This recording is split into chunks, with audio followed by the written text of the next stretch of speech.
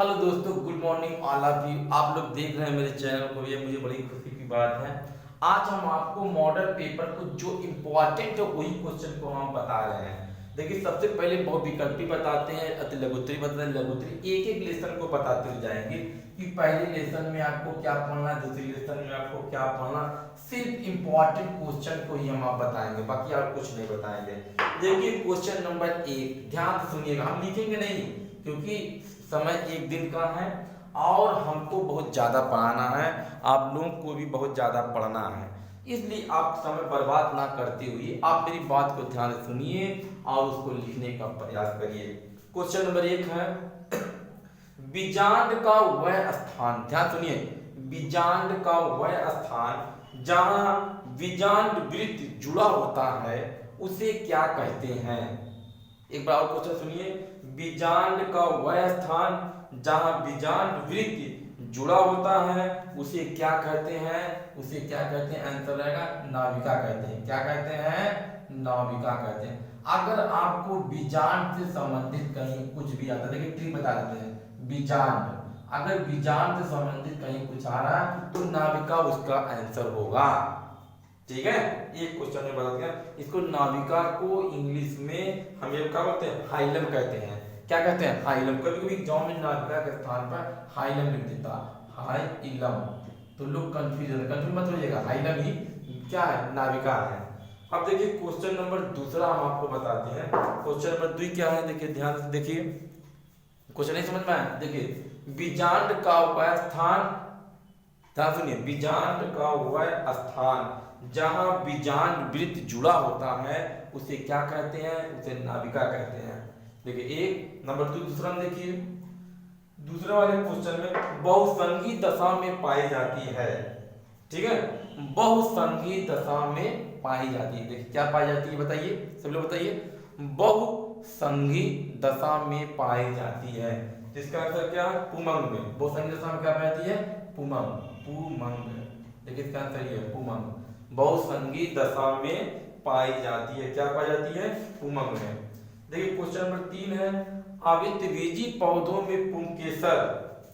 ठीक है, आवृतबीजी पौधों में पुंकेसर कहाँ होता है, आवृतबीजी पौधों में पुंकेसर कहाँ होता है, नर जननांग में। तीसरा क्या है, नर जननांग, क्या है, नर जननांग। ठीक, लिख लीजिएगा, नर जननांग।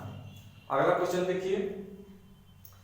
अब देखिए एक क्वेश्चन इसी का घुमा के पूछता है, नाभिका कहाँ पाई जाती है। देखिए एग्जाम में उल्टा कर देगा, नाभिका कहाँ पाई जाती है, तो आंसर आपका रहेगा बीजांड में। देखिए हमने आपको कहा था ना कि नाभिका कहाँ पाई जाती है, बीजांड में। देखिए चौथा क्वेश्चन आपका हो गया।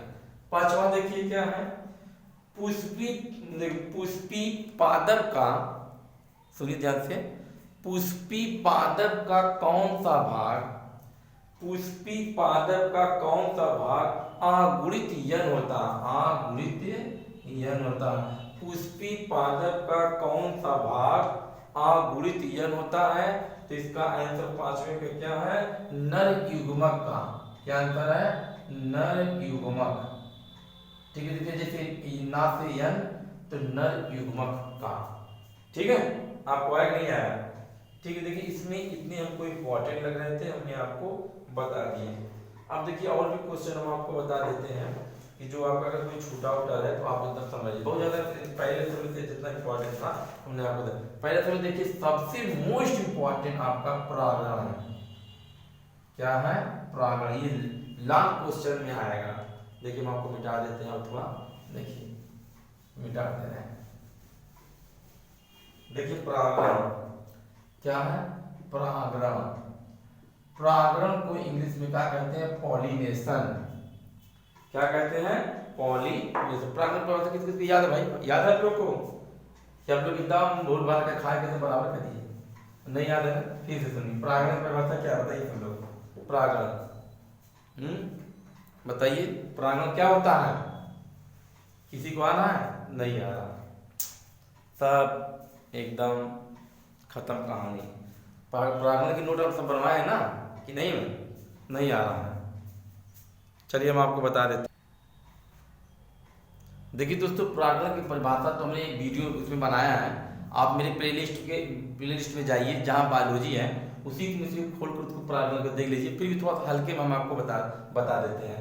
देखिए परागण इसमें क्या है, पहला वर्ड देखिए पाग ना, पाग मतलब परागकण, पाग मतलब क्या हो गया, परागकण। देखिए ठीक बता रहे हैं, कभी गलत ना हो, परागकण का देखिए ठीक है, परागकण का वर्तिकाग्र तक पहुंचना या पहुंचाना ही परागण कहलाता है। देखिए बहुत छोटी सी ट्रिक की मदद से, और वैसे आप लिखेंगे किसी, ठीक है, किसी पुष्प का परागकण उसी पुष्प के, ठीक है, वर्तिकाग्र तक क्या करना, वर्तिकाग्र तक पहुंचाना ही परागण कहलाता है। ठीक है, समझ में आ गया, परागण कहलाता है। परागण देखिए दो तरह से होता है, स्वपरागण, देखिए कौन सा, स्वपरागण, परपरागण।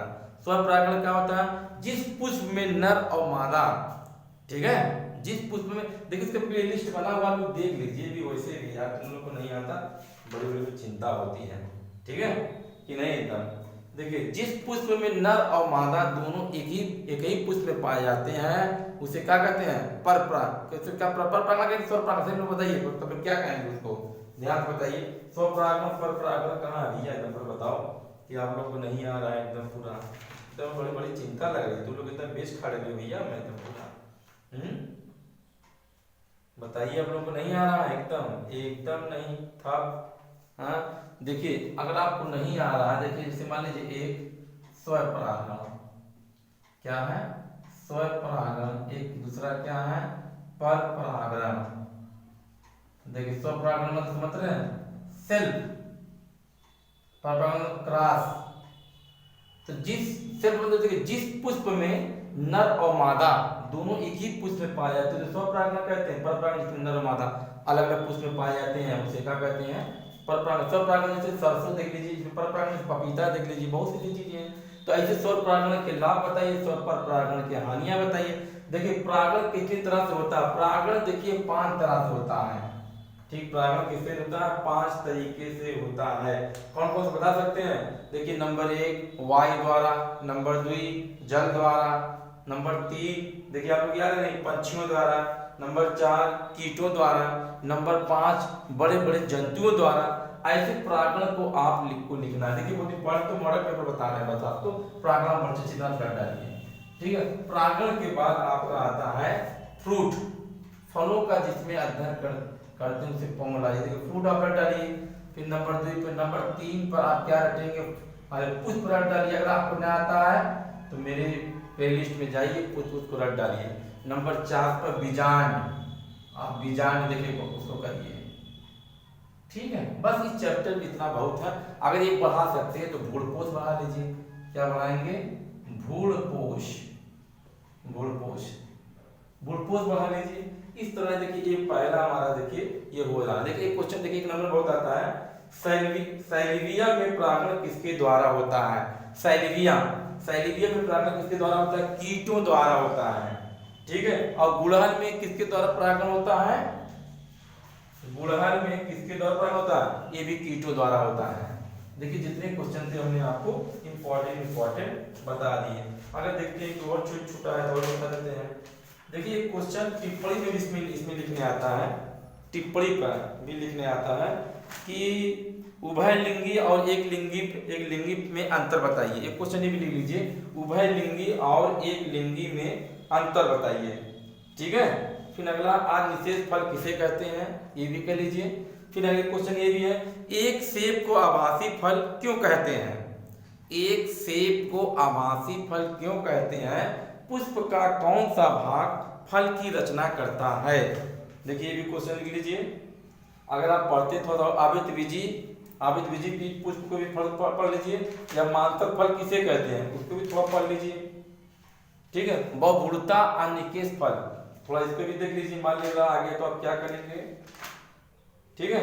लास्ट एक थोड़ा द्विबीजपत्री और गुरु बीजाणु जनन को भी थोड़ा पढ़ लीजिएगा। बस आपका एक लेसन आपका एकदम पूरी तरह से खत्म हो जाएगा।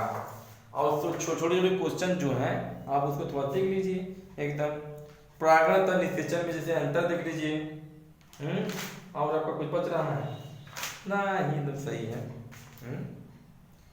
एक क्वेश्चन ये भी देखिए, फलों तथा बीजों का पंकीरण, फलों तथा बीजों का प्रकीर्णन भी देख लीजिए।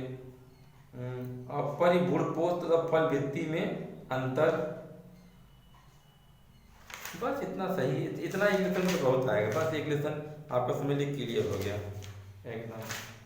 अब लेसन नंबर 2 पर हम लोग आते हैं। चलिए आपको मेरा वीडियो कैसा लग रहा है, आगे लेसन अगले पार्ट में लेसन 2 बनाते हैं। Thank for watching my this video.